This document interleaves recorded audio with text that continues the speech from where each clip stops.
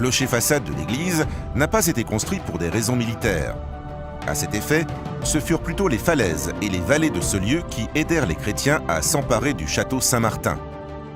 Ainsi, cette église, construite au XIIIe siècle, malgré sa forte présence dans l'art roman portugais en raison de la volumétrie excentrique de sa façade, remplit encore aujourd'hui les fonctions qui justifièrent sa construction déjà en temps de paix, la liturgie. Son plan initial était audacieux, mais demeura incomplet. L'inscription de 1217, découverte sur une pierre de taille du sanctuaire, fait preuve du début de la construction ou de l'achèvement d'une première étape de construction, exprimant ainsi l'idée hypothétique d'un temple avec 3 nefs voûtées.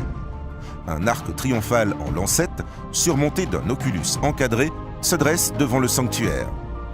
Cependant, ce fut pendant l'époque moderne, et surtout à l'époque baroque, que la spatialité de l'église fut beaucoup modifiée, comme par exemple le sanctuaire, qui fut soumis à une intervention sous la responsabilité des protecteurs.